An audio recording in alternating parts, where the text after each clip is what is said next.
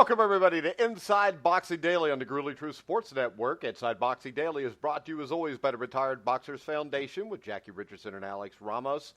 Also by BetNow.eu. Use the promo code TRUTH100 to get a cashback bonus on your first deposit. I'm your co-host for Inside Boxing Daily, Mike Goodpaster. Right now, I'd like to welcome in my co-host, Jeremiah Preisser. How you doing, Jeremiah? I'm always good, man. It seems like it's been forever, but let's get going. Because it has. And we have a special guest tonight, and I don't know how to introduce this man other than it's Hamed. How you doing, Hamed? Yes, Mike. It's good to be back. I know you guys have been busy with other stuff, but it's good to finally have the Boxing Daily Show back on.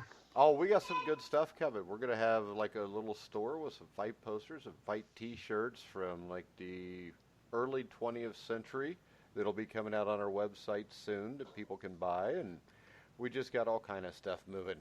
And from here on out, we're planning on doing this show at least Tuesday through Friday. So make sure you check us out. And the other thing we've added, one of the reasons we weren't in is because we were figuring this out. You could call in right now at 812-496-0852. That's 812-496-0852 if you have any questions or comments. All right, let's get started with the boxing news. And I think this is a big thing that the California State Athletic Commission did today. And they've taken a major step in combating extreme weight cutting. And the CSAC is one of the largest combat sports regulatory bodies in the world. They voted Tuesday to pass a rule that would cancel a fight if a competitor weighed more than 15% above the contracted fight weight on the day of the event. The new rule passed by a vote of 5-0. It was unanimous during a meeting at the Millennium Biltmore Hotel. What do you think, Jeremiah? I think this is a rule that everybody should adopt. Yeah, I think this is one of the things that people should have been thinking about a long time ago. Because when you look at, I don't know if you want to call them the experts, but the people who seem to know about the most about this issue is they said things like this, where you should be watching a guy's weight as he's coming down. He shouldn't be doing that too quickly, and he shouldn't be putting too much weight on afterwards as well. So they want these people to do it in a healthier way, that because we know that the leading cause of deaths in boxing is not just being punched. It's also the dehydration. Your brain simply just doesn't have enough fluid in it. It's unprotected. You get hit a bunch, and unfortunately, a lot of some of these guys pass away. I mean, and it happens all the time, unfortunately. It may happen again with Patrick Day, and I'm not, attributing that to dehydration. Obviously, he was beaten up, but it's a factor, and it's one that they should have taken a look at a long time ago. But since it's happening now, I've got to commend them. It's a good idea, and hopefully all the other commissions pick up where this leaves off. All right, Hamed, you agree? I think I haven't really covered with the story about what California State Athletic Commission are getting into, but I think I know what you guys are talking about. I think it's a good idea because I know a lot of people have been critical of the WBC, but the thing they do with the 10-day weigh-in, the 30-day weigh-in, check-in, and all that, I think that's a good idea because I think one of the guys who's had a major injury, I think it was Gerald McClellan. I heard he was cutting about 30 to 40 pounds. I think that might have been mentioned on this show by yourself, but that does take a toll. When you're cutting that much weight, it takes a toll on your brain. And if guys are dehydrating that much weight and taking off that much weight, and if it's water weight, then it's very dangerous. I think things like this need to come in play because I think that might be one of the main issues that there's been so many deaths in boxing. I think it's a good idea. Well, the fight that sticks out to me, Jeremiah, was the old Joey Gamache fight against, who was it, Arturo Gatti? Yeah. Gotti put on 22 pounds after the weigh-in. I mean, that was one of those things. It's funny because we've talked about this sort of hero worship in boxing, Mike, and how some guys get flack for doing bad things, other guys it kind of gets glossed over. And Gotti, bless his soul, but he was wrong here in what he did, and Camachi paid a heavy price because of it. But yeah, I mean, I think he put on something like 22 pounds after the weigh-in. I remember Miguel Cotto put on a bunch one night. I think it was like 18 or 19, but the most ever, and we did mention this on the show, Hamed, so hey, thanks for listening. We always appreciate it, was that Rick Glazer said the most he ever saw or heard of a guy putting on weight is Joe McClellan in the Julian Jackson rematch. He said he was 198 pounds for that fight. We're talking about a gain of 38 pounds. And that's unconfirmed. But if you go back and watch the match, the one thing, they don't mention his weight. But what Chiz says is he's like, man, this guy is really, really big. And, Gerald McClellan was pretty well known for that sort of stuff. And, yeah, it's correct. We need to stop that sort of extreme weight cutting measures. And I would add something is another guy that I know on a personal level, he actually told me, so he studied in Germany, and he told me that after East Germany and West Germany unified, there was a lot of Soviet science that came out that they had made top secret. And what they had found out was that when you do extreme weight cutting time and time again, your body finds a new way to store that fat. And so once you do this over and over again, he said that fighters develop something called, I forget how he put it, but fat face. Your body starts storing the fat in your face. And so, I'm sure that's something that a lot of fighters don't want as well. But yeah, it's too risky. I mean, we see this sort of weight bullying all the time. It's become too commonplace. So if they can take good measures to make sure these guys are healthy come fight night, I'm all for it. And then we won't have to bitch as much about same-day weigh-ins. All right, let's go ahead and let's look at this past weekend's fights, at least the two main ones. We had Dmitry Bivol successfully defended his WBA light heavyweight title with a 12-round unanimous decision over Lenin Castillo. And Castillo made it hard for Bivol to look good. Nice counter left hands, was catching him the entire fight. And although Bivol did much of the punching, Bivol has not impressed me the last 3 or 4 appearances, Jeremiah. Yeah, I think Bivol's going to be a real tough guy to beat just because he's so safe. He's not safety first as much as a lot of other guys, but he reminds me a bit like a light heavyweight Vladimir Klitschko, where he pretty much sticks to what he's good at. He doesn't really get himself out of place. He does take a few shots here and there, but by and large, defensively, he's tight. His footwork is good. His balance is excellent. His accuracy is great as well.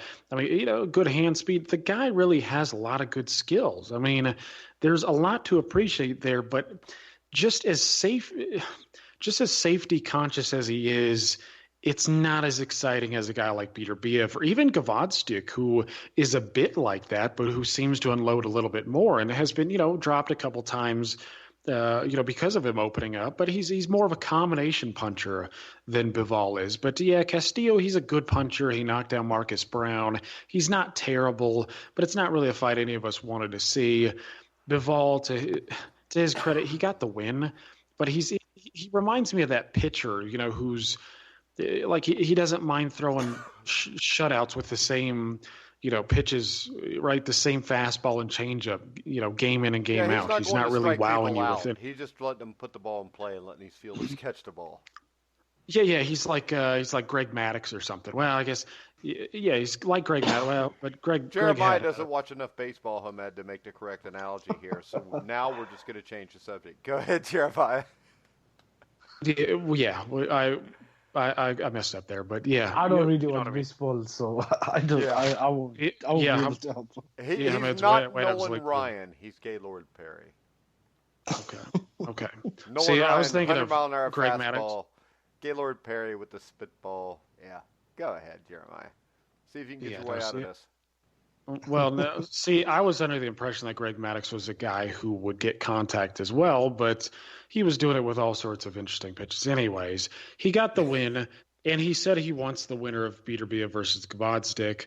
I think that's the right call. If Kovalev comes out of the Canelo fight with a victory, I think that's a very good fight, too. Actually, in fact, I would love that. I would love to see the winner of Kovalev-Canelo fight Bivol, and then the winner of Gvozdyk Beterbiev fight the winner. I mean, and then you essentially have the number 1 and number 2 guys fighting again. Even though Gvozdyk is the light heavyweight champion, whoever wins that is the light heavyweight champion. So I think it would be excellent, but I don't know if that's going to happen. He deserves the best fights around. He's just not wowing me, man. All right, Hamed, what do you think about Dimitri Bivol and his performance against Lenin Castillo? I think it was a good performance, but I agree with everything Jeremiah said, and I was tweeting about the fight as it was live, like round by round. I wouldn't say round by round, but going through the early phases, because I even said about this fight a couple of days before, the thing Bivol needs is a stoppage, because going the distance with guys like Chilemba and Pascal, even though they're old, I don't think it was the worst. If you look on paper, it's not the worst outcome, because Chilemba, I think, has only been stopped once by Gvozdyk. I think he got injured in that fight. And the only time I've seen him be put down was by Kovalev. And Pascal then goes on to beat Marcus Brown, who was unbeaten. Fair enough, I don't think Marcus Brown was as good as maybe some people believed, or the way he looked against Badou Jack. But if this was a fight, he should have got the stoppage. I think Bivol, he kind of reminds me of Keith Thurman. When Keith Thurman jumped onto the scene, when he stopped, I think guys like Argentinian guy, it's Diego Chavez and guys like that. I thought he was going to be Soto a big puncher. maybe. Yeah, that was a good knockout as well. And then he kind of just dipped, and I think he tried playing it safe. I don't know if it was to do with, again, his chin checked or maybe his durability, but when Bivol beat Sullivan Pereira, I thought that was a really good performance. He ended up stopping him in the 12th round. Since that fight, I think the performances have been quite unimpressive, and a lot of the fights he's been in have kind of turned into dull affairs. I'm not sure. I think it might be to do with styles as well. I think he's a bit too upright, and I think that's a good comparison with Klitschko. But with Bivol, I think it could be more to do with, I don't know if it's true, but someone was saying he's still with his amateur coach, so maybe that might be the problem. All right, next up, that brings us to Alexander Usyk. And Jeremiah, when I saw this, I don't know what people expected. This is the way Usyk fights. I wasn't surprised to see this fight go this way. No, I don't really. I think the only complaint that I can kind of see here is the fact that he wasn't throwing a lot of punches even in the early going. And I didn't expect him to swarm Witherspoon at all. He just seemed a little more tentative than usual. I mean, you watch the Bradis fights and the Gassiev fights, he was just more active. But I mean, I attributed that all to acclimation. I think he was just trying to get comfortable there, see what 215 meant to him. And he went through the paces and pretty much fought, by and large the way he usually does. I mean, he was filling the guy out, using his hands, using his foot placement, his feints, etc., his jab to keep the guy in line. I mean, I didn't have any problem with the performance. I mean, I don't think you can really make a whole lot out of it. I saw a guy like Rick Glazer who was, said that he's not ready for the top guys now and he needs to take on 3 more fights. To me, the competition that Usyk was able to beat at cruiserweight tells me, regardless of the Witherspoon performance, that he's ready for the top guys right now. I think Gassiev is probably going to translate as a good heavyweight puncher. I know Maris Bradis can punch at the heavyweight level. It seems like everybody forgets that Bradis knocked Manuel Charr the fuck out. I mean, he hit him with an uppercut and he was gone. I mean, this was not a TKO thing where, he was using volume and it was pounding him on the ropes or anything. I mean, he flattened him. He punched him with an uppercut. Charr fell through the ropes face first and was out. I mean, like a 10 count. So to me, I don't have any questions in my mind that Usyk is ready for all of these guys. And you see some people say, well, he's too small. But if you look at the comparison to Luis Ortiz, he weighs less than Ortiz. That is a factor. But his height and his reach are really not that much different. And then when you account for his ability to move, his feints, just how well schooled he is, his accuracy, His emphasis on the body, so long as he sticks to it. I think he can hang with any of these guys. I think he can beat a lot of these guys. I'm not really concerned about it. I thought it was an okay performance. Didn't really wow me, but I mean, it was kind of an Usyk type performance. Yeah. Agree or disagree, Hamed? I'm kind of in the middle. I don't think he's ready. If I'm being honest, if they're talking about a world heavyweight title fight, yeah, but there's really nobody that's any good in the heavyweight division, except for maybe Tyson Fury. I think he could.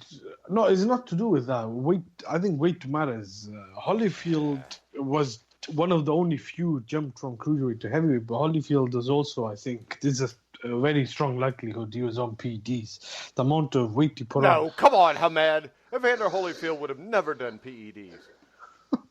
Never. Come on, man. Come on. How dare you? Just because, everything swelled up like 3 times normal size within a couple of years, it doesn't mean he was doing anything. Hamed, come on. Yeah, just because he lost his neck and it became one big shoulder. Yeah. No, but the point is this. Usyk, for the first 2 rounds, you could see... I'm not too critical over that performance because he was coming off, I think, was it surgery or I think he was injured he was meant to fight Takam in May. I don't think it was surgery, actually. Some sort of, I think it was an elbow injury, but he was coming off a long spell of inactivity. He's trying to acclimate to the weight. I remember when David Hay moved up in 2008, he took off like 8 to 9 months as well, and he fought Monty Barrett.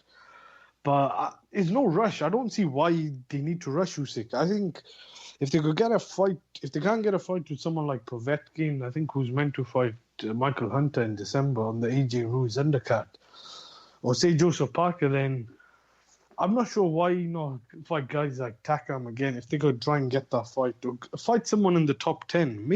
For me, 2020 should be about at least trying to get 1 or maybe 2 fights to get 2 top 10 opponents. We know Wilder's going to be tied up, and I don't think he'll be able to fight Joshua until the later part of Joshua Ruiz, until the later part of 2020, because I think the winner of that fight will probably have to make a mandatory defense with Pulev, because I think the IBF. I thought the mandatory for Joshua Ruiz is Usyk. Well, it is. To clarify, it is Pulev for the IBF, and that's probably the most. Right, exactly. But I think with the rotation, again, it all gets confusing, and this is why I hate alphabet soup belts. I think the IBF is the most pressing concern at the moment. I think that's maybe the last one that they've had. I know Pulev has been the mandatory for half a decade, it seems like. But yeah, I think it's Pulev. And then Usyk is the mandatory for the WBO because that's the rule with the WBO. If you're their champion in a division and you move up, you automatically become the mandatory in the division you move up for.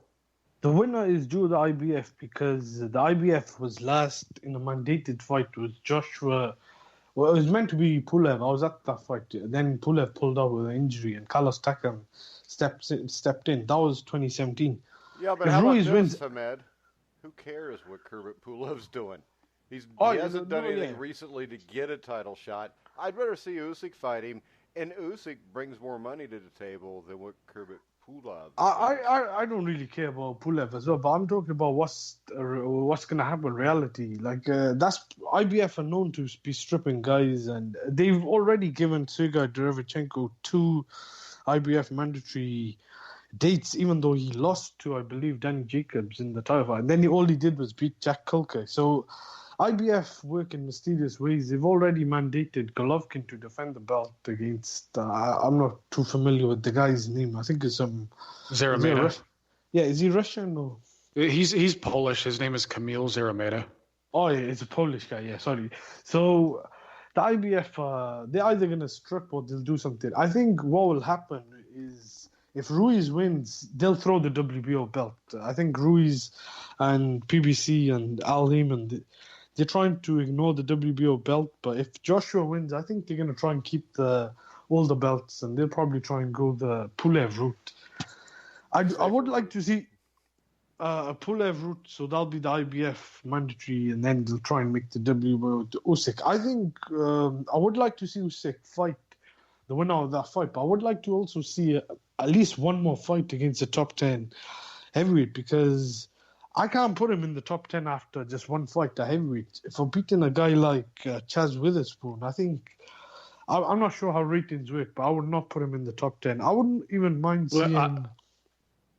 I was just going to say, I wouldn't even mind seeing, if it's a stay busy fight in January, February, then fight the guy who is he meant to fight. I think it was Tyrone Sponge. I know he popped 30. He allegedly passed the 2 tests. So I don't mind him fighting maybe twice more just to keep busy, but I don't see the rush. I think as long as he could get a big fight at the end of the year, early 2021, then I think that's good enough. Jeremiah? Well, yeah, here's my thing: is it all depends, because it does seem as if Joshua or the winner of Joshua Ruiz is going to be tied up at least. You know how it works nowadays. I mean, it takes 6 months to even get in a ring. Well, so if Joshua wins, is there a third fight if it's a good fight? Yeah, I mean, it's quite possible. Again, we know, because if Wilder and Fury are actually taking the rematch next year, let's say it's pushed back a little ways until who knows, April, May, because it was originally slated for February.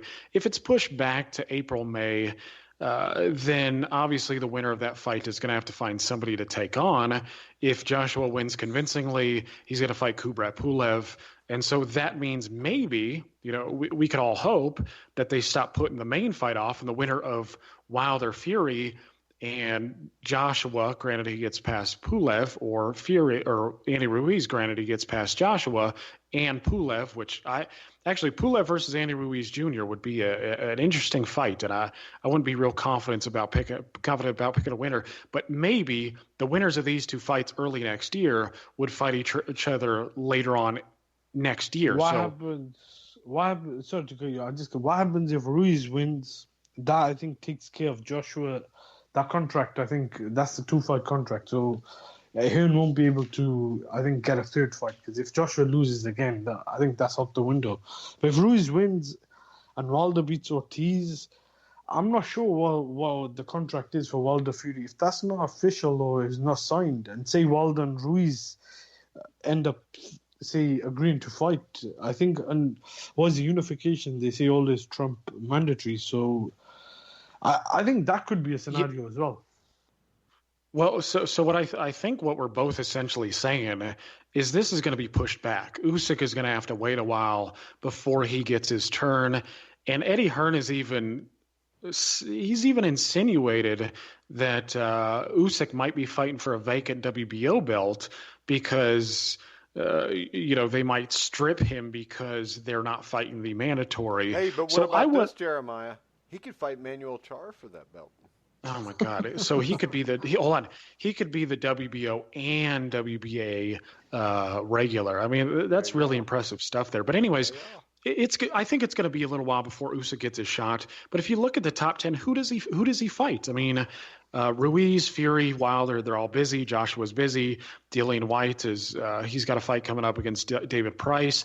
I suppose that's possible. It's Chisora. Sorry.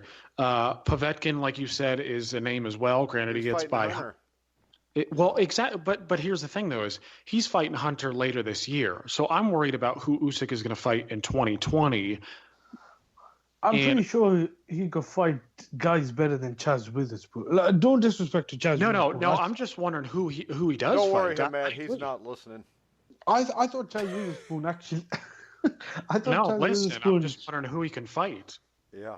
No. I was just saying. I thought Chaz Witherspoon showed some sort of heart, even though he was way overweight and he was really in no condition to be fighting. But you can't blame him after what happened in the last opponent. But I was just saying, even guys like, look, I know Carlos Takam turned on the fight, but guys like that, Chisora, I'm not sure if Chisora would take the fight, but even if you put Chisora in there, because I know this is hard to get top 10 opponents, but Chaz Witherspoon probably is at the moment right now. I would probably find it difficult to put him as a top 30, even 40 heavyweight. I know the division is quite weak, but his best days were back in 2010, 11 when he. And they weren't that good. And he got knocked out that time. Yeah, he got Seth Mitchell. Yeah, his best days were not that good, Hamed. We don't have to cover it up here. Well, yeah, I mean, he got starched in 3 by Seth Mitchell. I mean, that kind of tells you his level. And I want him Mitchell to fight. was my next door neighbor when I was younger, I think. Same kind of name as Seth Mitchell. Sounds like a white guy that works for the UPS store or something. Go ahead. Yeah, doing it part-time. But yeah, Eddie Hearn will find him somebody. I mean, I'm sure he will. But I just think Usyk is going to he's going to have to play the long game at least for a little while. Yeah, and I think that's why Eddie Hearn is throwing the name of Deontay Wilder out, because we know that's not going to happen anytime soon. And what about what? Otto Wallin? Otto Wallin could be in the picture now after the last performance he gave against Fury. I think there is some names that you could probably check in the hat. Okay, you just dropped the name Otto Wallin. Show's over. Dude, he landed a punch and he caused the cut. And then he stood there and got tapped upside the head for a while. Let's face it, Otto Wallin is a guy that is getting credit because nobody thought he had any chance at all. And he actually could walk and chew gum at the same time. He's Chuck Wepner of today. I don't know if he's Chuck Wepner. Chuck Wepner had a couple decent wins. I wouldn't go that far. But, wait a second. You wouldn't go as far that he's Chuck Wepner, or you wouldn't go as far that Chuck Wepner is Otto Wallin? I don't think he's better than Chuck Wepner. No, I think Wepner was very good at all. Yeah, that's true. But I think you could argue he's a top 20, and that's what I was trying to say, how weak it is. And Chaz Witherspoon, I don't think makes the top 20 or even probably top 30. But I think far too many people are being hard on Usyk. It was his first fight. I thought outside the first maybe 1.5, 2 rounds where he kind of cleared the rest, I did think he had a bit of trouble with the weight. When you got a big lump like Witherspoon throwing his weight behind, I think it is a big jump from cruiserweight to heavyweight, even though the weight classes are next to each other. It's still a big jump. But I don't think it's a big jump. We've seen a lot of guys go from cruiserweight to heavyweight over the last 20 years. And cruiserweight's like 200 pounds now. You gain a pound and you're a heavyweight. So, and we've seen a lot of guys be successful. Well, Chris Bird was pretty good. Evander Holyfield was pretty good. And we can talk about the PEDs. But come on, you don't think most of those other guys were taking PEDs also? No, that's true. Do we know Usyk isn't? Yeah, I don't think Usyk isn't. We don't know that anybody isn't. I mean, Usyk is being tested. Back then, I don't think Holyfield was even being tested. I mean, I get the argument. There's a suspicion over everyone. You can get around a test. But that's true, but Usyk's opponent couldn't get around the test. So if it's that easy to get around, I think if you are being tested by VADA, who are quite stringent... How about this, though? Usyk is worth a lot of money to that profession. Tyrone Spong, or whatever his name is not. Does it matter if it's Spong or Witherspoon? I mean, hell, the name Witherspoon will probably make more people watch it because they think of Tim Witherspoon than Tyrone Spong will. Because Tyrone Spong just sounds like, I don't know, a male volleyball player that's transitioning to be a woman. That's true. I will say this, Sponge... Is it Sponge or Sponge? It doesn't matter what it is, because we're never going to talk about him again anyways.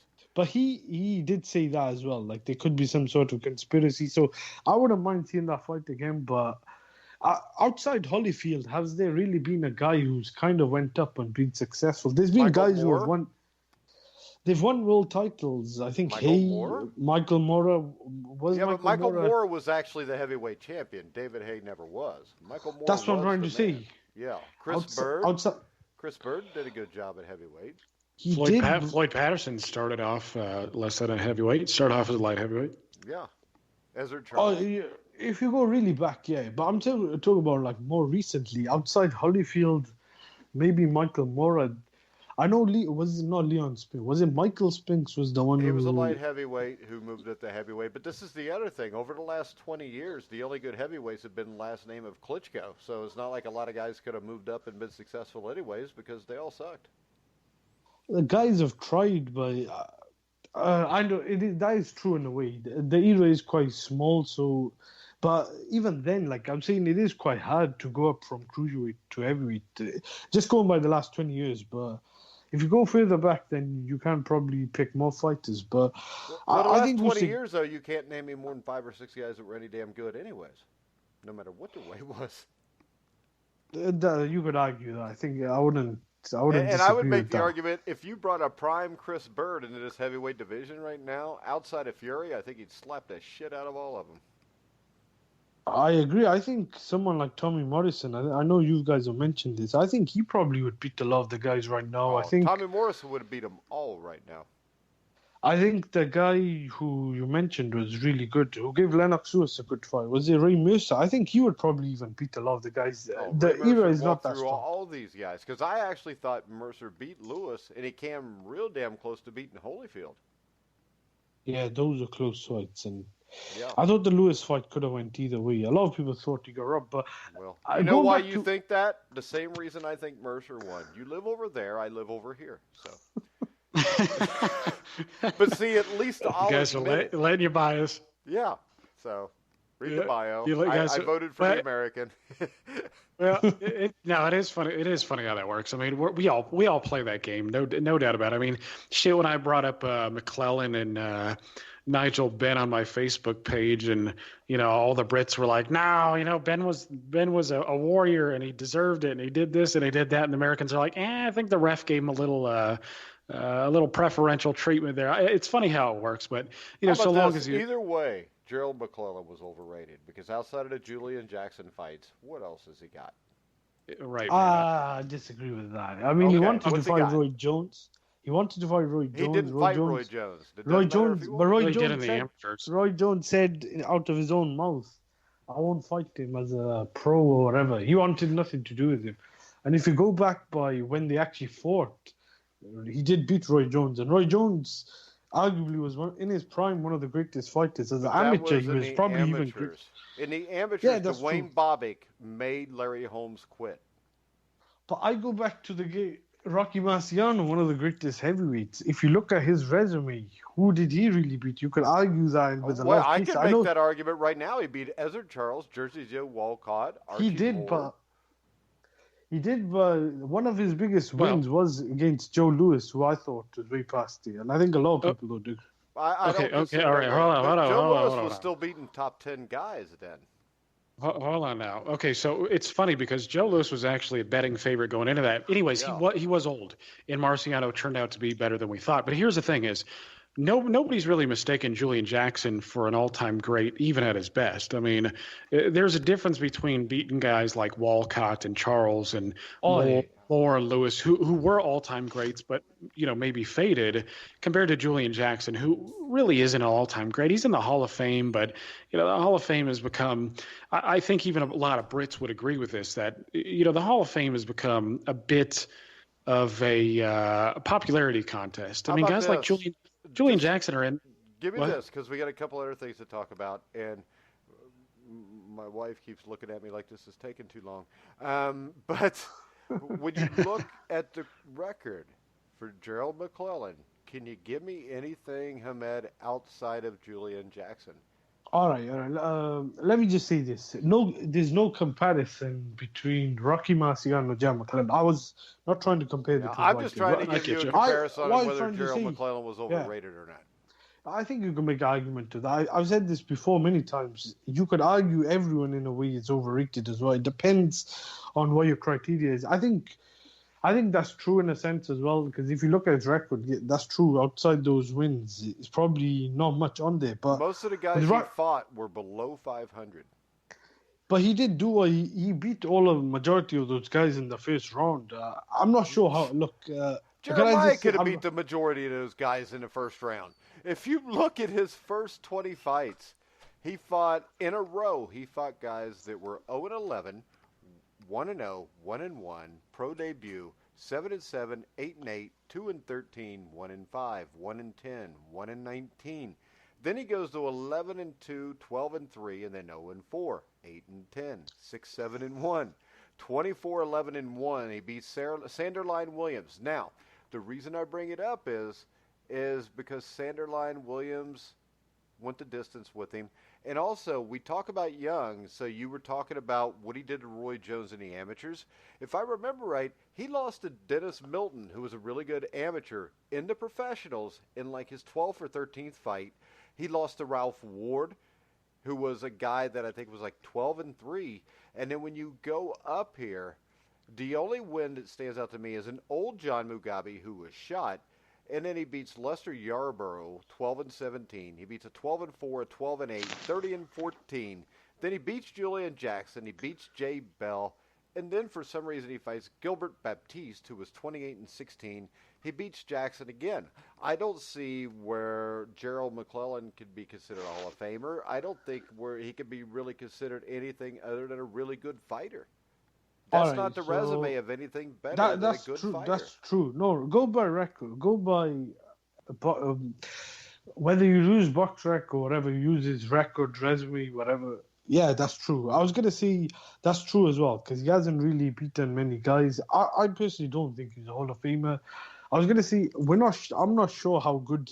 We don't know how good he could have been because if that fight with Ben, if he did manage to pull through, I'm not sure if those injuries occurred during his stories that could have been before. But if he got the fight with Roy Jones or say Hopkins, Tony, and maybe then we could have told because if he could have beaten, we'd have known then. Yeah, we could have known. But going back, I was just going to say, but look, I don't hold the 1 or 2 losses early in his career. I know this is a bit of a bad comparison. But wait a second. I only brought up the 1 or 2 losses early in his career because you brought up as a feather in his cap winning fights even years before that against Roy Jones Jr. That's true, yeah. I was just going to say, that was more of a compliment to Roy Jones. I was just trying to say how good he was and the fact that he said that he didn't want to fight you. And he lost to him as an amateur. I think Roy was a really good amateur as well. But that's true. Those losses did happen and we can't ignore them. But Hagler had a couple of losses early as well. But like you said, if you look at Hagler, he went on to achieve a lot more. With McClellan outside 1 or 2 fights with Jackson, I thought the Jackson wins were good. I know Jackson was slightly older, but the way he got rid of him in 5 and 1 rounds was impressive. But to me, is with Gerald McClellan is more to do with the eye test. I think right now, he would probably beat a lot of the middleweights. I think him and Golovkin would be a really good fight. Even though I know looking at his record, looking at his resume, the guys he beat, it is quite hard to argue, like, if you're just going by that, how good he really was. But I think he was a good fighter. It's just, it's unfortunate what happened and how the tragedy struck him. What we don't know when we talk about him with Golovkin is how he would deal with somebody who actually was a complete fighter. Julian Jackson was a great puncher, one of the greatest punchers ever. But that's pretty much all he was a great puncher. So he got in a firefight with a guy, and he had more skill than the guy, and he punched him out. My question is this, though, because I've always wanted to have, somebody from over where you are. Tell me why Nigel Benn is a Hall of Famer. I don't really. What's the word? Hall of Famer, and I don't really argue who's a Hall of Famer or not, because I know. Damn it. We almost had one Jeremiah, but we don't. Almost. One guy that's in the Hall of Fame that I've seen a lot of people rip from pillar to post is Arturo Gatti, but I've always said it depends what you define. But if someone thinks he's a Hall of Famer, then I'm not going to argue too much. I probably disagree. I don't think he was. He was in some great fights. But how about this, though? I think, in Jeremiah, I'll let you expand on this. Arturo Gatti brought a lot of fans to the sport. And he did a lot of things for boxing more than just who he beat and who he lost to, right, Jeremiah? Yeah, and here's my thing is, I know we've talked about this at length before, and I'm not advocating for Gotti or not really. All I'm saying is a lot of people are taking the angle and they're acting like it's the Hall of Talent and not the Hall of Fame. Yeah. And we have cited other examples of more prestigious Hall of Fames, which is pretty much every single one in the world. But the Baseball Hall of Fame is pretty much the cream of the crop here. But even they have guys who were not necessarily the greatest to ever do it, but transcended the sport in some way. And I don't mind if you put Gotti in sort of a separate category and said, hey, this is a guy who transcended the sport. He had a bunch of blood and guts, fights. He had multiple fight of the years. This is a guy who is talked about far more than the vast majority of legends that are already in the Hall of Fame, especially the old timers. So I don't mind if you put him in like a separate category and, give him a spot because of that. I think those sort of guys should be in the Hall of Fame because they add something to the sport as well. It's just like Sylvester Stallone in his Rocky movies. They had a serious cultural impact on the United States. I mean, so for me, it's kind of hard to watch Gotti always being used as the low bar. And I know Barry McGuigan is also one of those guys too, but they forget his political impact with the, he beat Eusebio Pedrosa, who was a great fighter. Yeah, and who was the featherweight champion. I don't think Barry. I wouldn't hold that against Barry McGuigan. The reason I use Gatti is because I see that argument a lot. I'm not too against it or whatever, too mad or upset that he was in the Hall of Fame because he gave us some really great fights. I was just using it as a barometer. We know. Some people have their own criteria. You were saying this thing with McClellan, and I wouldn't argue with it, even though I was a McClellan fan and I've really enjoyed some of his old fights. But when you look at the resume, there is outside those fights with Gillian Jackson and old faded Mugabe, there's not much on there. But the thing that I come back to is it depends what you define by what your criteria is. Because if you look at someone like Golovkin, who I think is a Hall of Famer and definitely a top 10 middleweight, you could argue whatever you got him on the top 10. I think some people argue that he's not there, but I think you could argue because I think he'd have kicked the dog snot out of Bernard Hopkins.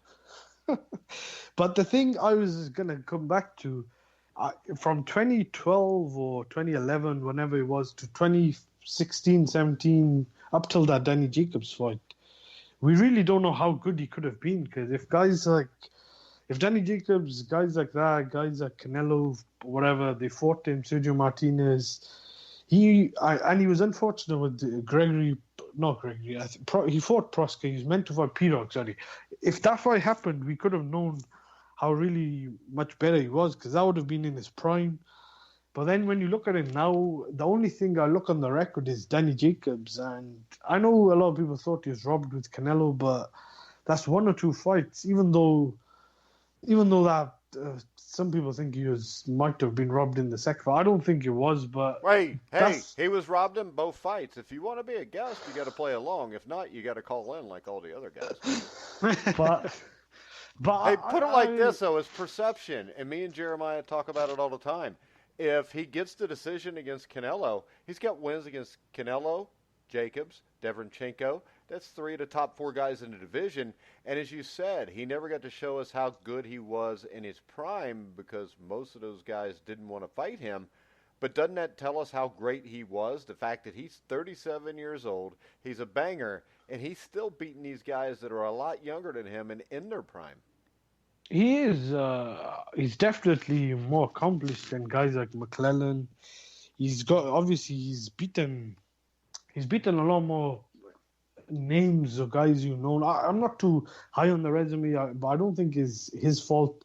But to go back to the Canelo fight, though, but you can't argue he's had no 4 fights that were close. But then again, I personally don't think he was in his prime. I think I even said it. I was at the Brook fight, and I was actually watching that fight, and then I turned to my friend after the second or third round, and I said, he's past his best because his legs, to me, looked old, and that was back in 2016, so... I actually had concerns about the second round of that fight, whether he was even going to be able to pull it out or not, because he looked old then, and I know that when we did the show after that fight, Jeremiah, we both commented that he started to look like he was slowing down. Yeah, and I think Hamed listened to the show that I did with John Responti, which was centered around this entire topic. And Responti said the same thing. He said, I think Golovkin was past it before the Kell Brook fight. But this is the thing, though, is a lot of us or a lot of people are just going to have this like hindsight 2020 thing with Golovkin in, 5-10 years and like, oh, well, he just degraded slowly. I mean, for me, it's worth going back and watching the film and actually seeing what Golovkin was. He was ready for the best guys in 2008, 2009. And I keep trying to tell people this because I've argued with some people online. They're like, well, look at his resume. He was fighting, no-hopers in Germany. I'm like, dude, if you look at his fights, like Ian Gardner, for instance, a lot of people, nobody brings this shit up, but Ian Gardner fought a tough fight with Arthur Abraham. I think a few years before he got Golovkin, he was quirky and stayed a long time against Chad Dawson in a weight class that wasn't natural. Golovkin started ranking, and I hate the alphabet soup organizations, but they understood what was going on there. After he beat Gardner, he was slowly creeping up the WBA rankings, and he was right behind. He was right there with Sebastian Zibik and Felix Sturm in 2009. And Sturm was ranked like number 1 in the world behind Kelly Pavlik, I believe. I know he's up there. He was certainly in the top 3. Zibik was in the top 10. If he gets those fights, if Universum lets him fight those guys, to me, he smashes both of them. Sturm, I actually liked Sturm after the De La Hoya fight, but then he became the German De La Hoya and took on a bunch of soft touches and got some fights that he didn't deserve. But in 2008, 2009, Golovkin smashes both of those guys, and then he's already the number 1 middleweight in the world. I mean, so like you said, going back to what Hamed said, he did have the chance to fight Dmitry Pirog. Pirog hurt his back, never really recovered. Real unfortunate event because we know Pirog was damn good by what he did to Daniel Jacobs. But yeah. I'm with you, Mike. I mean, this guy didn't start getting the real good fights until he was 34 plus. And so he fights Jacobs, right? He fights Alvarez. Even if you want to split those two, I don't care. Even if you think he lost to Derevyanchenko, I don't care because again, if you listen to the show, Hamed, Golovkin is an extreme outlier when it comes to this because very few middleweights in championship history make it past 34 years old. And, of course, there's a lot of nuance there. Some of them had tougher fights. Again, there's a lot that goes on there. Like Tony Zale was knocked out at 35. Tons of guys. Anyways, the vast majority of guys who make it past 34 years old are boxer types. Golovkin isn't. So, to me, that tells me his boxing skill is quite good. That's true, but I was going to say this. I think Golovkin has become a political, or how do I use the word? Is it political? I've seen fans think he's the greatest ever middleweight, or he's done like nothing wrong. Your phone was cutting up real bad. All right, I've heard some of his fans saying he was better than Hagler and guys like Carlos Monzon. I think that's going extreme. And then, I think he'd beat Monzon's ass. If you watch Monzon, I think Monzon's overrated as hell. I really do. He was a tough dude, and that was it. No. They're saying he's a better middleweight or a better. If you look at the record of the, can you still hear me now? Yeah, I can now. All right. So. Now I can. As well. It's cutting up again. Sounds like you're playing the drums on your mic. Sounds like it's... Yeah, there you go. All right, so I don't think he was better than Hagler. Whether he would have beaten him, I disagree. I think I've seen people make arguments and against him for... I don't think he'd beat Hagler, but I think Bernard Hopkins, he'd whoop his ass, and I think him and Monzon would be a war, and I'm not so sure Monzon wins that. Put it like this. I don't think there's ever been a middleweight born that would have beaten Gennady Golovkin easily. I think you can make the argument as well, but his opinions, like you could argue against or for. But I've seen guys say that he's one of the greatest ever fighters. I think that's going to be extreme. But the thing I was going to say, I don't think like you could get all mad about the Derevyanchenko and Jacobs fight because if you look at the Canelo fight, in the first fight, whatever we agree or disagree, even though I thought it was a close fight and I had him winning by basically one round, which is like 7-5, he was screwed in that fight because one judge gave Canelo somehow 10 rounds. But the fact is, even at that time, I really do think he was past his best. But in his prime, I'm not sure how. I do think he probably would have beaten a lot of the guys, and the fact that he's still around now and he's still competing, like Jeremiah said, it shows how good he was. I'm not sure though about beating guys like Hopkins, Pavlik. Oh come on, Hopkins at middleweight. What does Bernard Hopkins do at middleweight? Come on. Well, Styles. It's Styles. I mean, I don't even care about Styles because his jab beats him. I mean, you there, Bernard Hopkins? Yeah. Number one was boring, and number two didn't do anything at middleweight. He I didn't think do I anything. think Well, I mean, I how think many title Hopkins defenses did he have? Like 2? 20 No, he didn't have was 20 well, anything. okay, That's all not the right, all right, all middleweight right. championship Okay, of the hold world. on. Let me moderate here, okay? Because Like 6 or he 7, maybe. he did have. Yeah, so he had 20 alphabet trinket defenses, but of course, Mike and I are on the same page when it comes to Mike this. don't give two shits about no Right. trinkets. Exactly. If you look at how long he was the real middleweight champion, he only had 6 defenses, and that's why we caution people to kind of keep that in mind because it goes a little far. But I think what Hamed is saying is and I've made this point myself and when he was talking about Gerald McClellan, you can say with the eye test because it's boxing. I mean, you could say that a guy is better than a fighter who is greater. Do you know what I mean? Yeah. You could say that. Gerald McClellan beats Bernard Hopkins, and I don't think that's a controversial opinion. Again, I think what's most important is seeing what they actually did. Like the proof has to be in the pudding to really know what a guy has. But I understand what you're saying, Hamed, is like there's a difference between better and greater. And I've certainly seen guys who didn't accomplish near as much as somebody else, like Golovkin with Monzon. Yeah, maybe Golovkin beats Monzon, but can you say he's greater than Monzon? And most people aren't going to go that far. I can say whatever the hell I want to say. But when we look you at are the this, host. when we look at this, here we go. Of course, Roy Jones whooped his ass. We're not going to hold that against him. Roy Jones was a fair, decent fighter. But when he fights for the vacant IBF title, he fought Segundo Mercado, and it was a draw.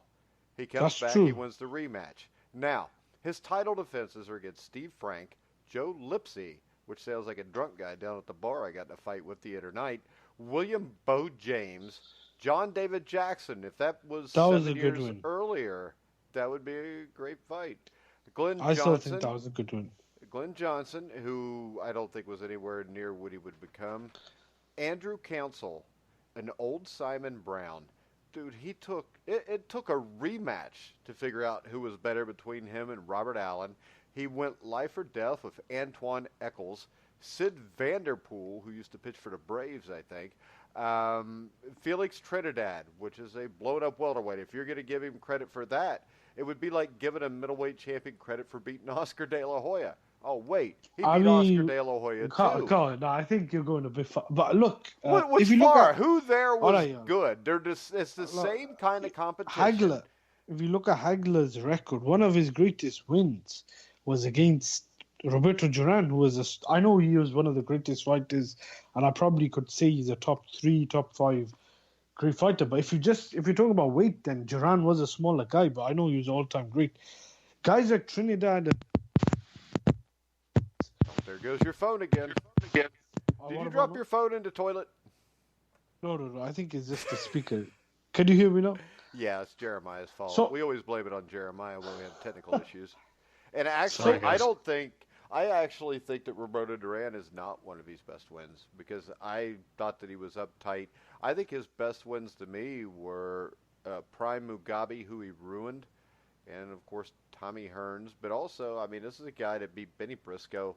Mustafa Hamsho was a damn good fighter.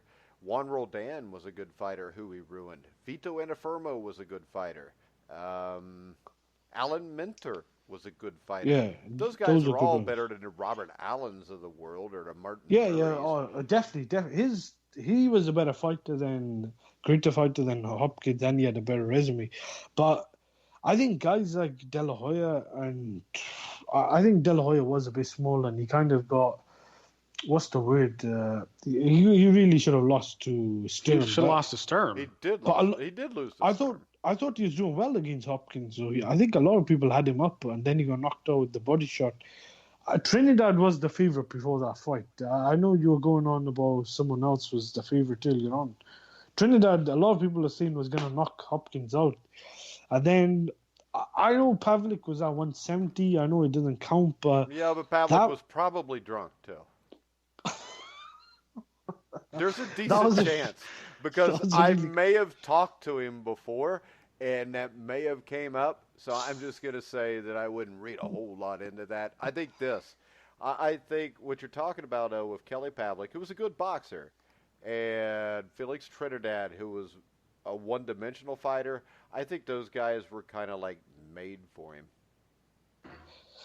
I mean, you can't argue that, but I was gonna say I don't think Pavlik was underrated. I know that fight was at 170, and I really don't think Pavlik was effective south of 160. I think 160 was his weight class, and I think he would have given guys like Golovkin, guys like who's the one? Was it Canelo? Yeah, Canelo. Even guys like that. I think Pavlik would give him hell. I know Sergio Martinez beat him, but I think he wasn't really the same after the Hopkins fight. But I think I he don't. wasn't the same after fights before the Hopkins fight. Just from, like I said, people that would be in the know. I really think that he was never the same after his second fight against Jermaine Taylor. Yeah, you could argue even before, even in that fight. I think that was a Yeah. catchweight, but I do think he was underrated in a way. 'Cause Yeah, I it think was now a people, catch weight, wasn't it? Because they yeah, fought for the 164. middleweight title, but I think they fought at like 164 or 165 in the rematch. 164. I think Taylor had a contract that he could, I think, dictate the weight. But I thought Pavlik was a good fight. It's the way him and Taylor went down there and the way he knocked him out. I don't think anyone gave Pavlik a chance before Yeah, that his fight against fight. Edison Miranda too, because That was a Miranda great was fight. hot at that time, and he smoked Miranda.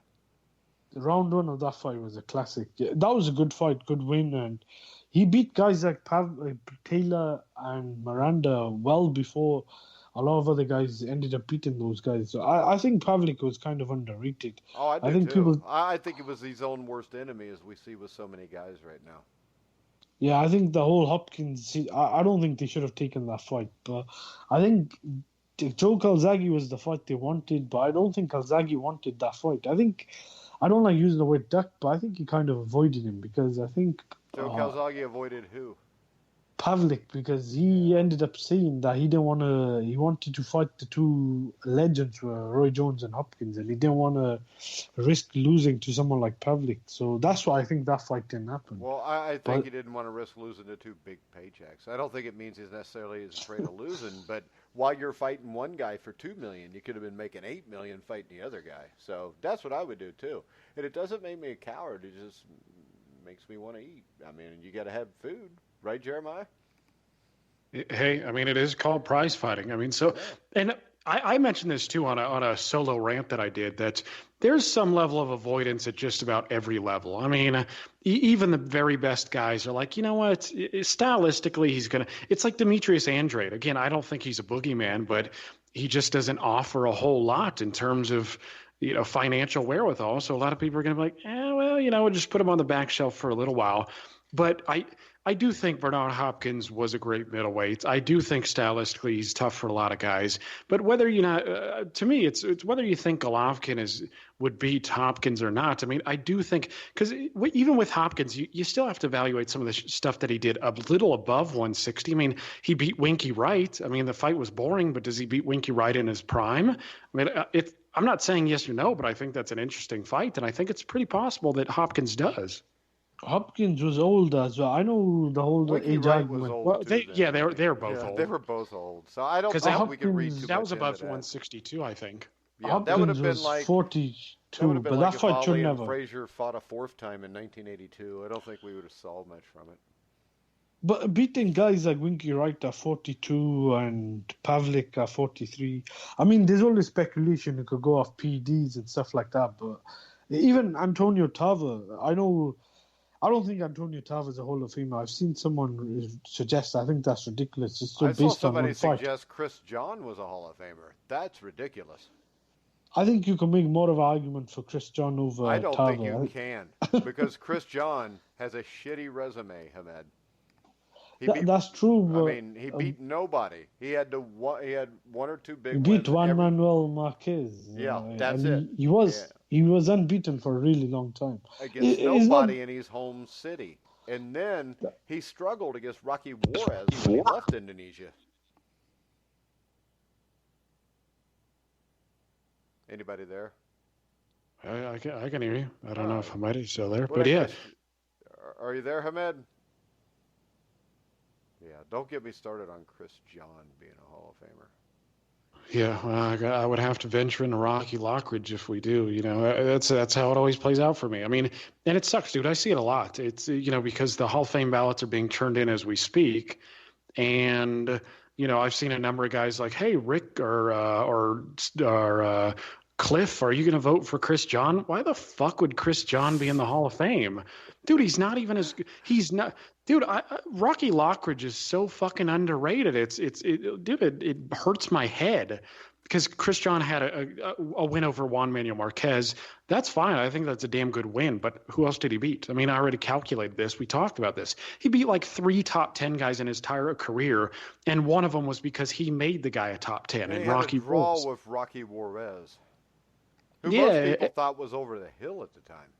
Yeah. I mean, and Rocky was one of those guys who, perennially failed against the very best guys. But, I mean, we don't have to go over this again. But, briefly, Lockridge should have beaten Pedroza. Okay, Pedroza, sorry. He should have beaten Wilfredo Gomez. He had a fight of the year. He did beat him. He got screwed. And he did beat Julio Cesar Chavez, too. Yeah, right. Yeah, I mean, you could say that if you want, but he also had a fight of the year with Tony Lopez. I mean, dude, twice. It's not. They fought 2 wars. The one was fight of the year, but they were both. Yeah, but I think the first one was only. Yeah, exactly. Yeah. The first one was fight of the year, but we're talking about a guy who's providing excitement and has skill, and he's being left out of the conversation. It just doesn't make shit for sense for me. But anyways, a lot of these guys aren't going to be docked for PED use or any of that shit, anyways. But. Whatever. They changed the rule to 3 years now. It's not 5 anymore. So Hopkins is eligible. Shane Mosley is eligible. Juan Manuel Marquez is eligible. Tarver is eligible. All these guys are already on the ballot. Some of them have already been turned in. Just because you're eligible doesn't mean you should be in. Well, just because you're on the ballot doesn't mean you should be in. And they also added an African guy named Bungu. Dude, the guy's not getting in. He's less likely than Sven Otke. I don't know who suggested him, why they bothered. Lost to Prince Ahmed? I think so. The name is a bit fuzzy. I know he had a bunch of IBF trinket defenses in his weight class, and I can't remember. Yeah. I feel like that name is familiar. Maybe it was a Hamed opponent, but this dude's like the Sven Otke probably of his division. I mean, fucking nobody really knows who he is. He wasn't, a pound for pound kind of guy during his day, but somehow he's getting on the ballot. I get they're trying to keep things fresh, but it's no use. Is there anything you want to talk about before we wrap it up? We're over an hour, and I don't know what happened. Can you hear me now? Yeah, we were just getting ready to wrap the show up because I'm like, hey, Hamed's not here anymore, and I'm tired of talking to I just went to. No, I was listening. I had to change his microphone. Was this no wicked? I was gonna say, Chris John. I think was a lot of people base it off because he was unbeaten for so long. I know that really shouldn't matter, but I think that's what people go off, that he beat Marquez, but. If you look at his record, I don't think it was that good. And then he ended up losing to, I can't remember who it was. And then it kind of went quiet. But I was going to say Hopkins, that win over Tava, wins over Pavlik, and Winky Wright. I think those were good wins. Yeah, with Chris John, I think it's just 1 win over Marquez. So I wouldn't say that's really a great Hall of Fame credential on his record. To me, I think Hall of Famers are the greatest to ever fight. And I don't think that there's too many guys. Who's on the list for this year, Jeremiah? Yeah, so again, I don't know if you're aware, Hamed, but they changed the rule from 5 years of eligibility to 3. So Hopkins is on. He's going to get in. Shane Mosley. They also have... Cotto was a Ward. I think Ward and Cotto, was it? Yeah, I don't know about. Damn, now it can be because didn't Ward fight in 2017? Or was it 2016? 2017, yeah, actually. Okay, so yeah, I don't think he's quite ready, but yeah, I think they've got Cotto. No, Marquez. Was it Marquez? Yes, Marquez. Yes, Marquez, Mosley, Tarver, Hopkins. And they've got a bunch of other guys who, unfortunately, aren't going to have much of a shot. Tarver is, like I said, he's in there. Bungu they added. I think Sven Otke is still on the ballot for some stupid reason. He shouldn't be on. Look, the thing with Tava is, I argue with this. If guys like Tava on the Hall of Fame, then what puts someone putting guys like Hasim Rahman on? Well, how about this though? Antonio Tarver has more big wins than Chris John. That's true. He did beat Roy Jones when Roy Jones was... And see, that's what bastardizes this whole process, because each time you let somebody it's a little bit less than the guy beforehand, it just drops off more and more until you end up with the crap we've got today. I wouldn't base it like that. I think just basing off one win on stuff like that. I know you guys don't like trinkets, alphabet trinkles, but if a guy is defending titles... I think winning and losing matters. The fact that Tava did lose was in numerous times. I think stuff like that would take into place. So just basing off. Is Evander Holyfield a Hall of Famer?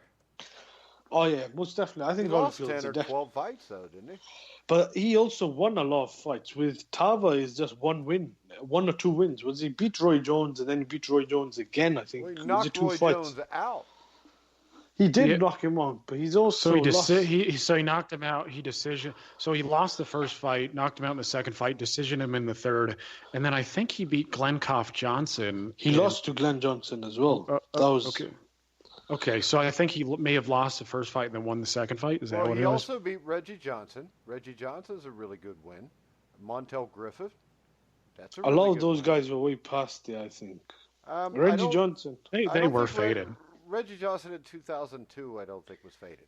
Yeah, well, once he moved past 160, he was faded. I was just trying to make a case here, all right? Get along. You're supposed to be on my side, not on his. He split fights with Glenn Johnson. Lost a unanimous decision to Bernard Hopkins. I think he's fought... I think where you're going with it, I could see your argument. He definitely fought the better fighter. Oh no, he's not a Hall of Famer though. I'm just making a case that nobody is except for Muhammad Ali, Sugar Ray Robinson, and Sugar Ray Leonard. Go ahead. See, I think all-time great and Hall of Fame. I think there's a difference. What's the difference though? Shouldn't all-time greats be in the Hall of Fame?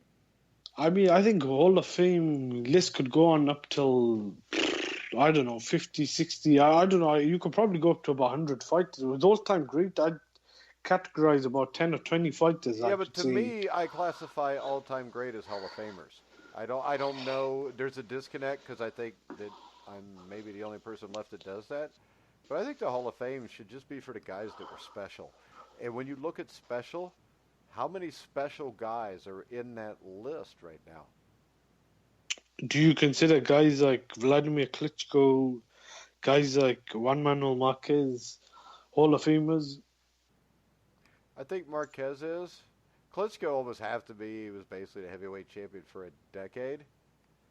But I do kind of consider Marquez an all-time great fighter. I'm not so sure with the Klitschko thing, but heavyweights are a little different. What do you think, Jeremiah?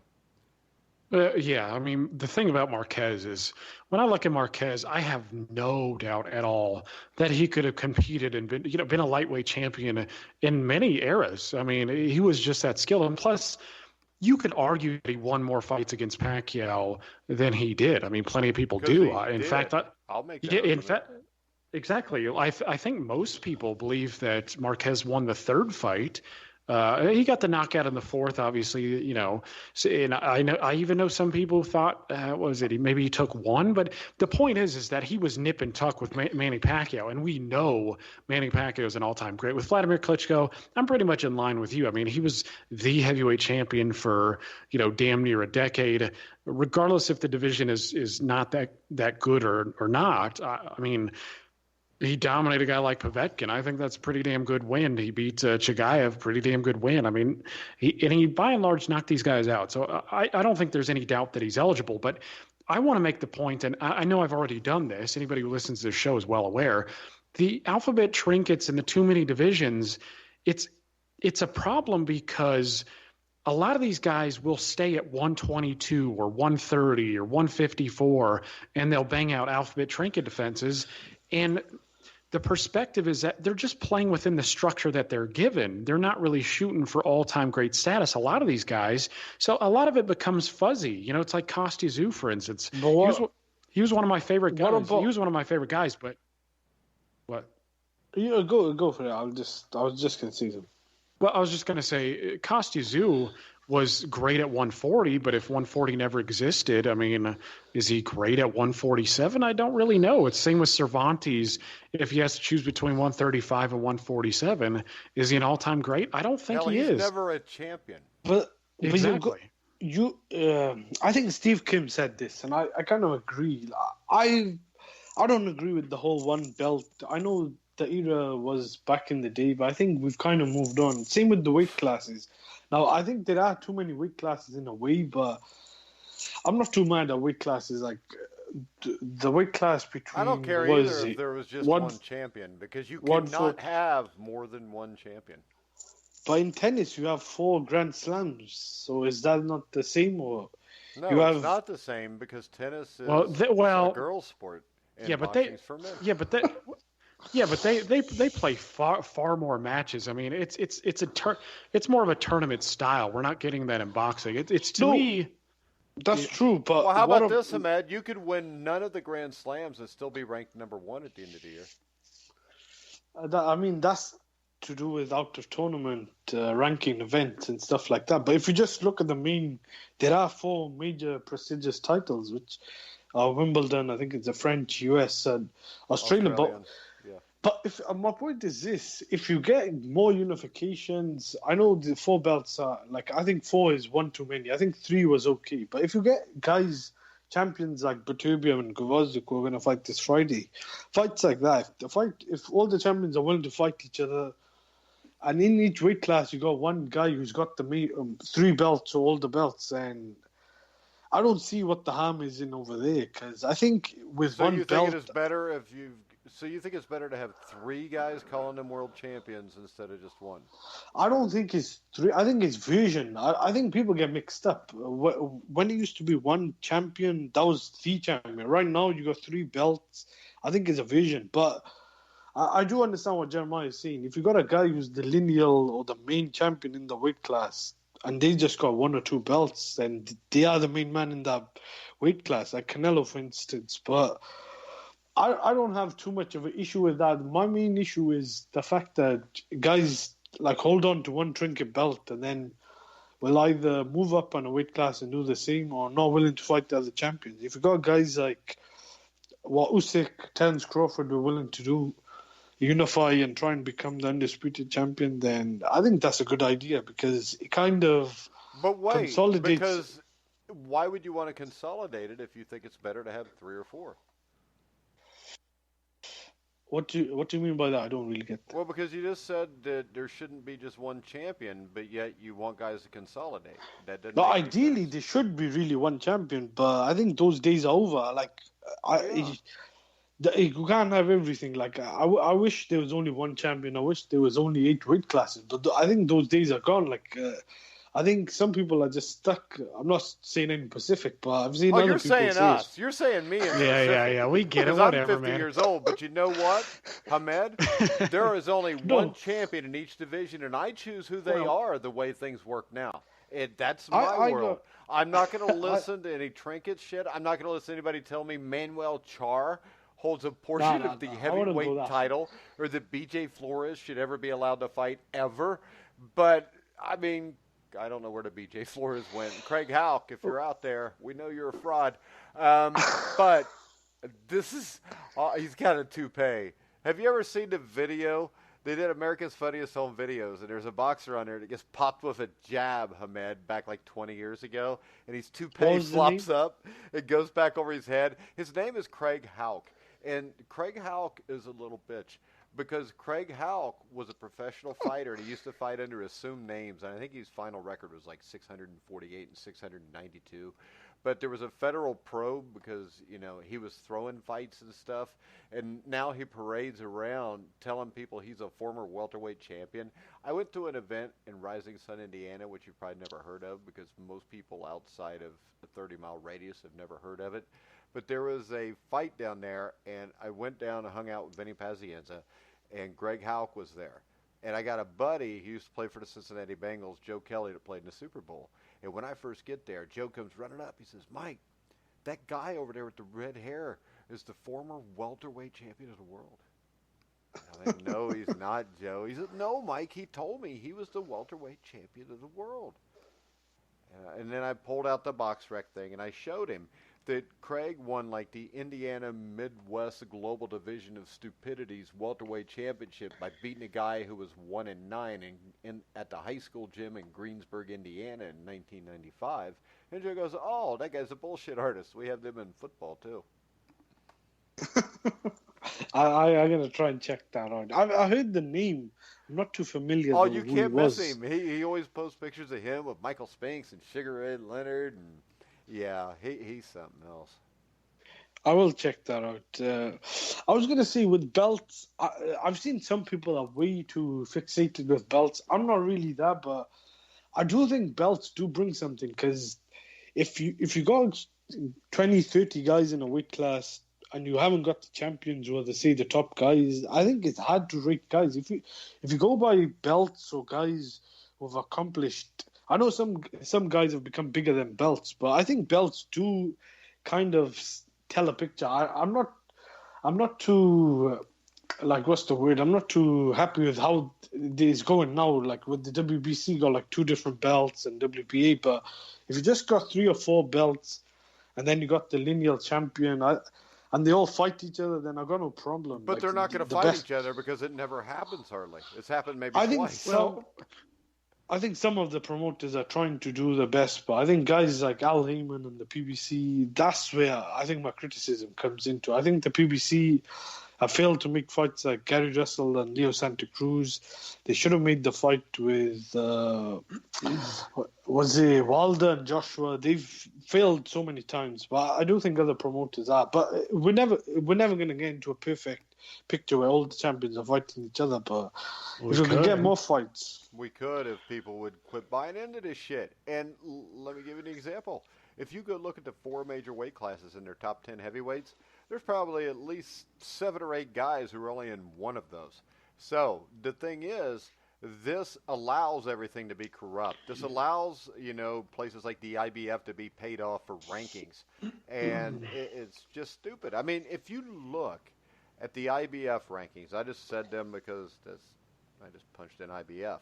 They do have bad ratings. Kubrat Pulev. Okay, who's got good ratings? They all got bad ratings because the guy Josh Warrington. So if they all have bad rankings, how can you have a good champion? But I don't really look at those rankings. I look at I know this is a contradiction of what I'm saying, but in the bigger scale. Well, I was trying to lead you to a contradiction, so it's fine. Go right ahead. When you got the IBF champion, when you got the WBC champion or whatever, then you got the main rankings, say Transnational, BoxRec or whatever, Ring Magazine, and it's ESPN. I think we could look at the top 5.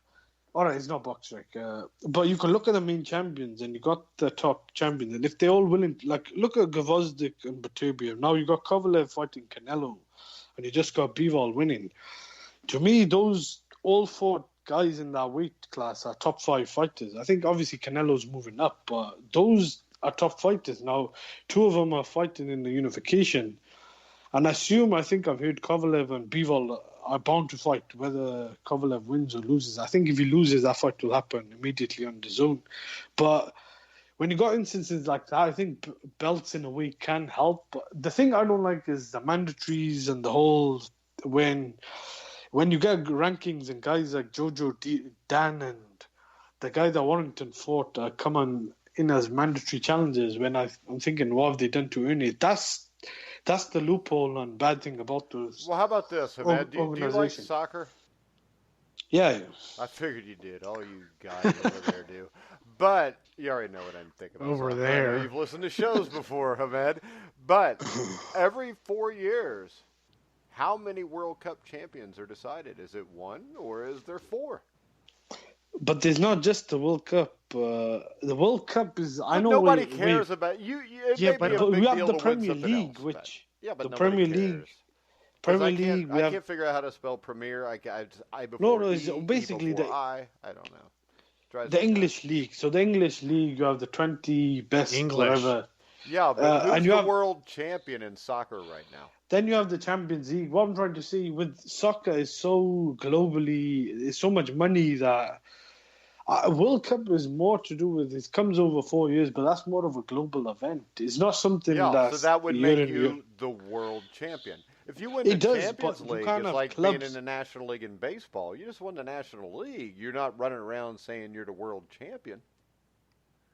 But it's true completely. It's chalk and cheese. I know it's the world. You're a world champion, but it's a vision of a world champion. It's not the world champion. I know they say in boxing. I'm talking about. Hold on now, because I'm not a big soccer fan. So if you win the World Cup, you're not considered the world champion. No. I was talking about boxing. Yeah, in football, yeah, you are. In soccer, football, no, yes. It's called soccer because in football, you're allowed to put a helmet on and smash another man until they can't think right 20 years later. All right? If I'd have played soccer, I wouldn't have had 4 knee surgeries. I'd be able to walk without a limp. I would be able to remember my kids, my wife, and my dog's names. But no, I played American football because I'm a grown-ass man. And if I want to destroy my body, I can. I didn't play soccer. What about rugby? Rugby's no different to it. I like rugby. Yeah, but so you know rugby, what? I'm just not down with that rugby stuff because I just, maybe this is American elitism, Hamed, but I think that if we can't beat Ghana in a sport, it's probably not really a sport. And, yeah, but in rugby, England beat us like 46-0 or something. I mean, how does that happen? Americans are only good at American sports. Exactly, because the only true sports are American sports. I think that's a bit. I like sports. Hey, like tennis hockey. is an English sport, and Jimmy. I was only kidding. I like hockey. I'm only kidding too. I have the utmost disdain for English people. I like basketball. I think basketball predominantly is American sport, but that's also a worldwide sport. And I think basketball is a really good sport. I do like hockey, athletics, boxing. I think America has got I think the major sports in America are predominantly what I call American sports. NFL and is it baseball? I think those are predominantly American sports. Well, I think it's football, basketball, baseball. I mean, basketball and baseball, I think basically were invented here. Football was basically invented here too. It was based off of rugby though, but. Same with baseball and cricket. I think that's similar. Yeah, I don't understand this cricket stuff because I've tried to watch it before, and it looks like the games go like all day and night or something. It's fucking confusing. Cricket is a bit of a drag. I do think with American baseball's a drag, and it only lasts 3 to 4 hours. I can imagine like 12 hours of that crap. There's 3 different concepts. You have Test match, which goes on for 5 days. I think one day is like 50 different overs. I think the best format I'm not really a big cricket fan though. I'll watch it here and there if it's a World Cup or a big championship trophy, but I think with cricket it is a bit too long. That's the thing with cricket. But I was going to say with rugby and NFL, I think the concept is very similar. I think there's just a couple of tweaks. Just the forward passing and rugby and kick the ball. Same thing. I like Australian rules football too. Is that the same or similar? It's is it different? Similar. They do it mainly in, get this, Australia. This is called Australia rules football. But I'm pretty much down with anything where there's physical violence. I really enjoy physical violence. I enjoy watching it. I enjoy participating in it. And soccer is not that. Because I'm sorry, Hamed, but I saw this soccer player one time. He acted like he got hit. There was nobody even near him, and he threw himself on the ground, looked like he was seasoned out. Yeah. And then they gave the guy that was like 75 feet away from him a red card and made him leave and go sit in shame in the corner, too. That's true. I've heard you guys saying stuff about soccer, which I'm not really pro-soccer in the sense. I've actually been critical of soccer, or football as we call it. But when people talk about draws and stuff like that, like in the league, there's draws. But if you look at the main cups and the championships, in the World Cup, there's actually no draws. Once there's a knockout stage. It's the same thing with the NFL. You can have a draw in a regular season game, but a playoff there's game, nothing you're wrong playing with till that, somebody I think. wins. No, I think there is something wrong with the tie. But I think there should be like a sword fight between the two coaches if the game's tied. Yeah, would you rather have that, or when you look at boxing, when so many decisions, like you have a guy who wins a fight and then they give the decision to the other guy? To me, that's something in boxing that I can't defend and I can never get over. How many times, I don't know if this happens in soccer, but I imagine it does, but like in the NFL last year, you had an officials call that decided who won the NFC Championship game. Isn't that kind of the same thing? You know, bad officiating can switch, and it's the same thing in every sport. At least when the match finishes, look, like say Manchester United play Arsenal, they score 2 goals, the game finishes. I know during the match stuff could happen, but once the match finishes, we know who's won. Yeah, but couldn't an official's call cause the wrong team to win? No, that's true. But in boxing, you could have a guy who wins 11, 10 rounds, and they rob the guy. Like, stuff like that only happens in boxing, which I've always been very critical of. I think judges is one of the biggest issues in boxing. See, you interested me in soccer when you said there was a team named Arsenal, because that sounds pretty cool. But in soccer, in basketball, when the match finishes, the team we know what's going on. Like, this is where I think I've heard people saying they should bring back the amateur point system. I'm not too. I don't support the amateur system in boxing, but I don't really like the way the professional judges have screwed so many fights up. And it's been like that since boxing started and there was judges, because you always have human error and you always have corruption. But the corruption part is just way out. Like, how could one judge give, like giving Canelo 10 rounds in that first fight? Like, classic example. Let me squeeze in here real quick. So Teddy Atlas touched on this in one of his podcasts, and he said that in boxing, a promoter can take judges out to dinner before the fights. There's no rule barring that. He said he's walked into restaurants and seen it, and he made the comparison. If George Steinbrenner, the New York Yankees, was to do that with the officials before, World Series, it would be a universal outrage, etc. But in boxing, you can wine and dine these guys, slip them. We've had a fighter on tell us that he's seen guys bribed, and this guy was a good fighter. I'm talking about fought legends. This guy is not, some low-key journeyman who's just like... Who is that? I don't know. Do we name names here, Mike? Or he was on the show and he said it, so... I remember. Did he say it on air?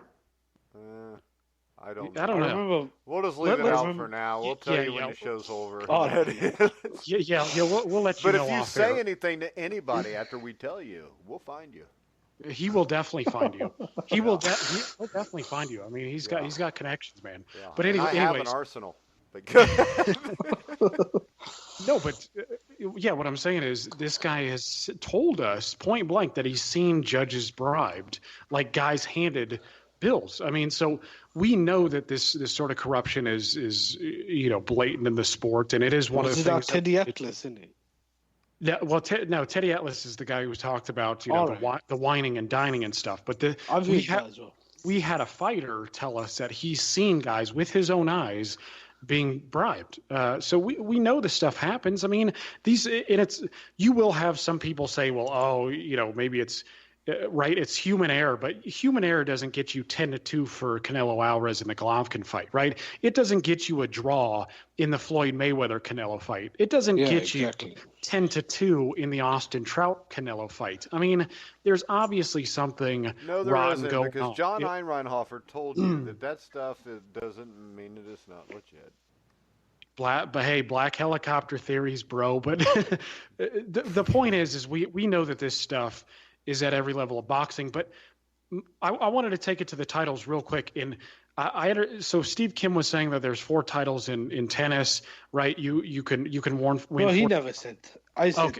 Okay. So what was Steve Kim's point? He said that if there was one champion in this day and age, and you had the 8th guy fighting, I think it was on Michael Montero's podcast, but I'll try and find the clip. But he said if there's one champion in this day and age, and you had one belt per weight class, the 8th and 7th guy, if they were a really good fighter in that weight class, they'd be frozen out. And I think that was a really good point. He was trying to say, but I think that's wrong. Yeah, we need guys to be mandated. If there's 4 organizations, they got more chance. I don't think so. No. Okay, yeah, right, but here... So, no. But here, if you got one champion, was in this day and age, they only fight once or twice a year. Back then, you had guys fighting, guys like Henry Armstrong and Sugar Ray Robinson had over 200 fights or 200 wins. Right now, those days is not the same. So if a guy's got a title and he's not fighting, he's fight once a year, you could have a guy who might be waiting 4 or 5 years for a title shot. Okay, so I get what you're saying. Is he's saying that the 7th ranked guy could be frozen out, but he's not really. Here's my thing.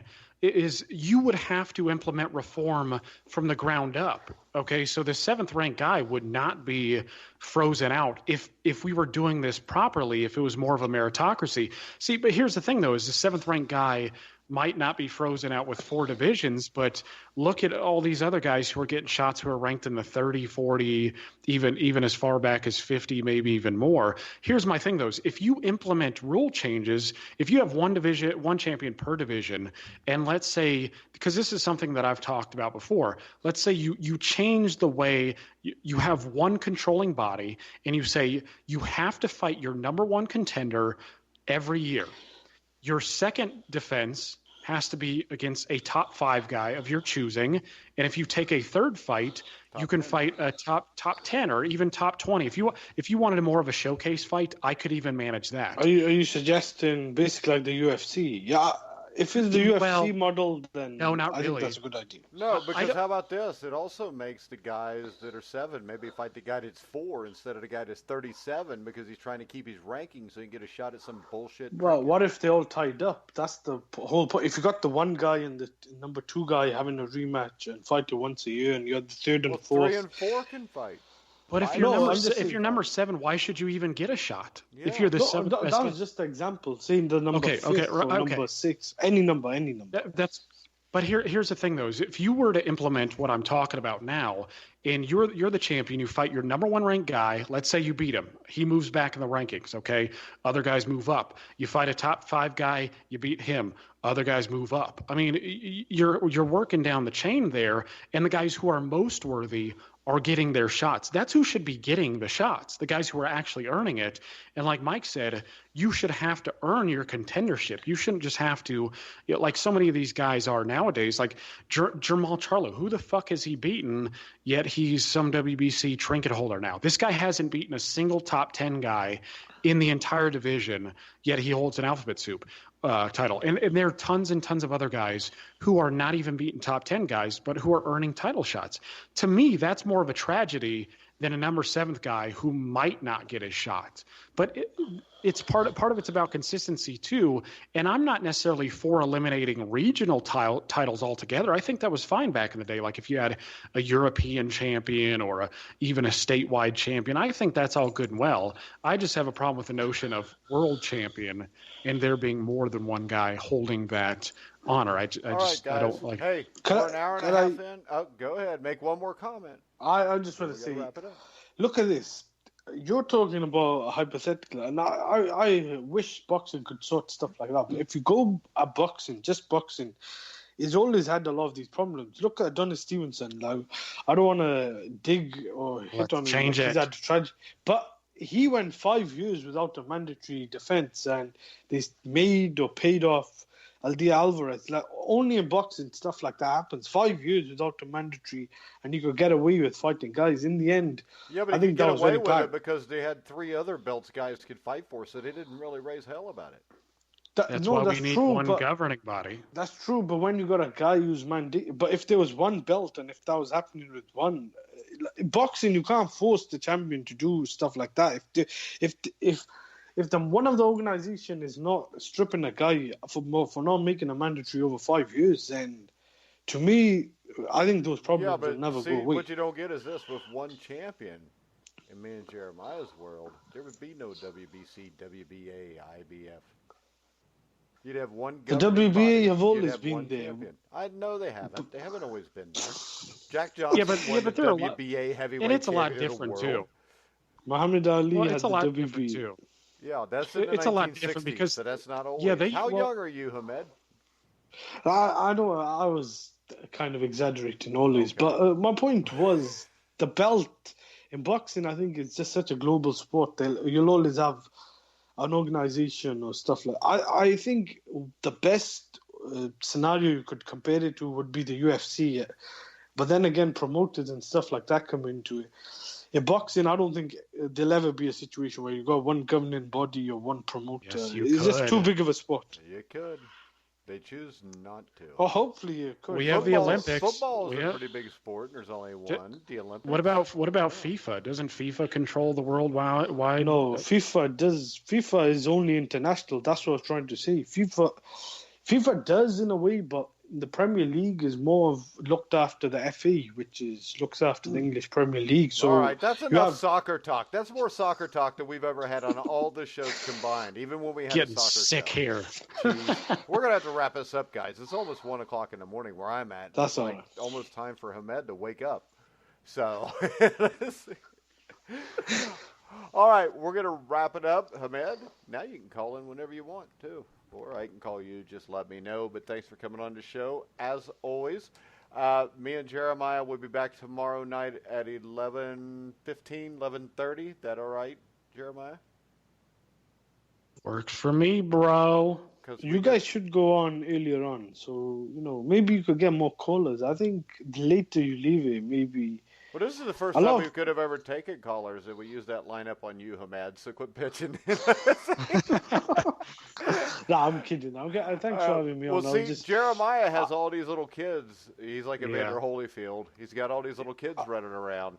And until 11 o'clock, they're still running around screaming. So we got to wait till 11. That is okay. Hopefully you could get some callers. I'll try and let some other people know. But I have seen a tendency in America. I do see a lot of people complaining about the fights that start really late for, what is it? Is it the Eastern time? Yeah, that's me. But all right, guys, we're going to wrap it up. Remember, tomorrow we have noon, the NFL show with myself, Anthony Savino. Tomorrow afternoon, 7 o'clock, we'll have Cincinnati Bengals Weekly Show with former Cincinnati Bengal legend Joe Kelly. At 8 o'clock, the Indiana Football Weekly Show with Cole Hanna. At 9 o'clock, the CFL Weekly Football Pick'em Show with Robert Drummond. 10 o'clock, the NFL Weekly Pick'em Show with me. There's a lot of Pick'em shows on Wednesday, isn't there? With myself, Brian Schmidt, Matty Duskavage, and Scott Wilson. And then tomorrow night, somewhere between 11 and 11:30, keep an eye out on Twitter at Grueling Truth. You'll know when me and Jeremiah go live. And if you want to call in, feel free to. And we'll post it also a little bit earlier than 2 minutes before the show comes on, which will probably help also, Ahmed. But... so we're going to wrap it up. I want to remind everybody to check out our sponsors, the Retired Boxers Foundation and BetNow.eu. But for now, I'm going to get off here because I keep coughing. You can hear all of our shows on iHeartRadio, Spotify, Spreaker, Stitcher, wherever you find podcasts. You'll find The Grueling Truth. So for Hamed, Jeremiah Preisser, I'm Mike Goodpaster. You've been listening to The Grueling Truth, where the legends speak.